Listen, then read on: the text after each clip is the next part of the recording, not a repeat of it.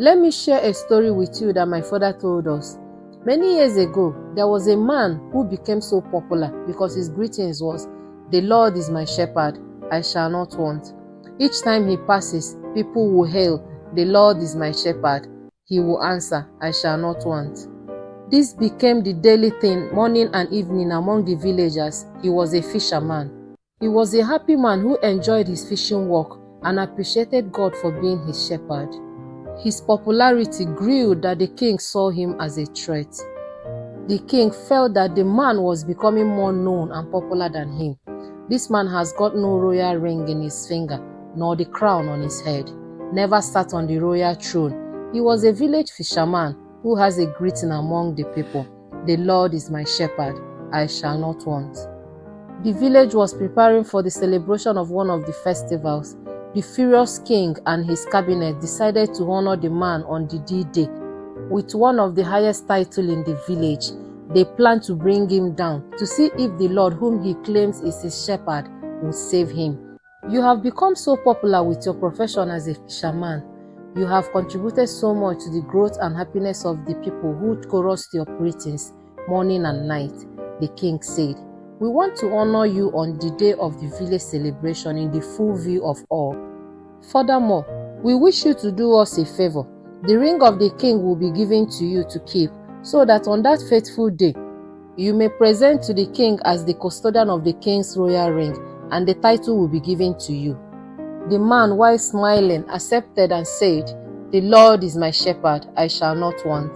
He never knew they were seeing him as an enemy, though he never saw them as enemies. He kept the king's ring in the full view of his wife, who shared in his goodly popularity. Evening came and morning came, few weeks to go. The same people came back to the house to greet the family, but just to find out if he had gone to the riverside for his occupation. Immediately they realized his absence. They lured the wife to steal the ring from where the husband kept it for a bogus pay. The woman screamed and shouted in anger. She refused to do their wish against the husband. They insisted with appeal and gift, and she collected the bogus pay and betrayed the husband. In my secondary school, I once asked my father, how come those who hurt people are those close to them? He said, it is because we share most of our secrets with them. The man and the wife, on the evening that the ring was given to him, spent almost the late hours contemplating the honor done them, and at the end, before lying to sleep, decided by the vote of two of them to keep the ring where it has now been stolen by the wife. The wife never told him the people visited. They continued living as a family.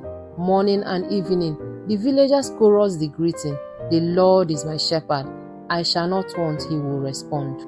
4 market days to the D-Day, envoys from the king palace came and reminded him he was not perturbed at all because he knew where he kept it and that the Lord is his shepherd.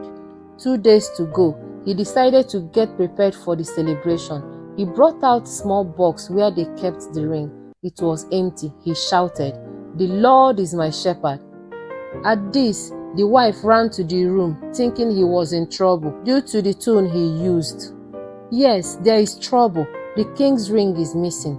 "Oh dear."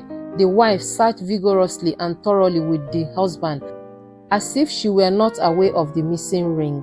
Sleep eluded the good man, and his heart shook like the big tree being tossed by a strong wind. His mind traveled to places and across eventful memories faster than the rays of light. The hotness that greeted his head gave a dent of burnt on his pillow. His legs shook like a child learning to stand for the first time. The clapping of his teeth resounded more than the gong of a town crier. The man became weak and weary. In all this, he will always say, "The Lord is my shepherd, I shall not want," though now on a low tone. That morning, the village woke up to the day of their festivities. They will see their popular man being honored for his good personality. The king and his cabinet preparing to execute a man who placed his trust in God his shepherd. The wife has now become the enemy of her lovely husband. The man woke up and went to do his last fishing. Due to lack of sleep the previous night, his fishing that morning was not successful. He caught just 1 fish. As he walked home, people hailed him as usual. He answered, but his voice was low. They wondered what had happened to their hero, who actually does not need any honor, for greater is the honor given by nature through the people. He couldn't sell the fish and wouldn't allow the wife prepare the meal either. He had said, "Let me eat my last meal and prepare for the consequences of the missing ring and wrath of the enemies." He said to cut the fish, slicing it into different pieces. As he did that, his knife hit something, and the noise was loud, for it sounded "coing."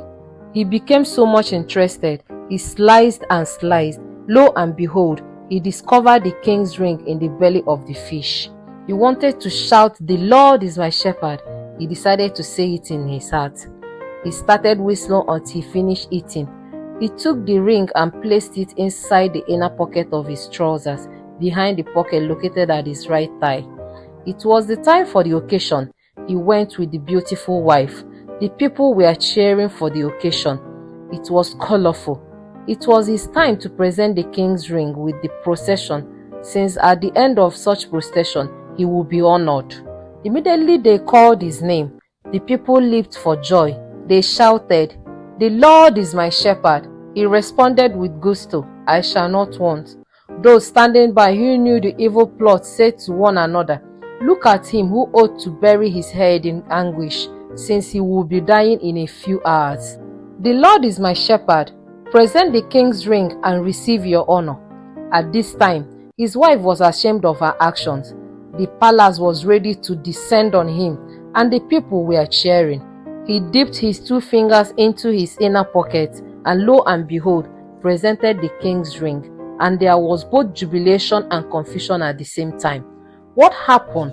As they wondered, he screamed, "The Lord is my shepherd." The people chorused, "I shall not want." Was he honored by the king that day? That would be another story. Because the king and his cabinets were still in that confusion. What happened? How? Why? This was their confusion. Now this is it. When they took the ring from the wife, they went straight to the river and threw it far, far in the river. The same God who is our shepherd, he who sustained the universe and divert the movement of the cosmic powers and control the elements and greatness of nature, commanded a fish to swallow the ring. That was the only fish the man caught on the morning he was to die. His life was spared by the same God who is his shepherd. Now they have no other option than to bestow to him the title as promised. The man, with a humble smile, presented the king's ring, now gleaming from its unexpected journey through the river and the belly of a fish. The crowd gasped in amazement, and the king's cabinet exchanged embarrassed glances. And the king said, "This man, respected by our villagers, has proven himself worthy of the title we intended to bestow upon him.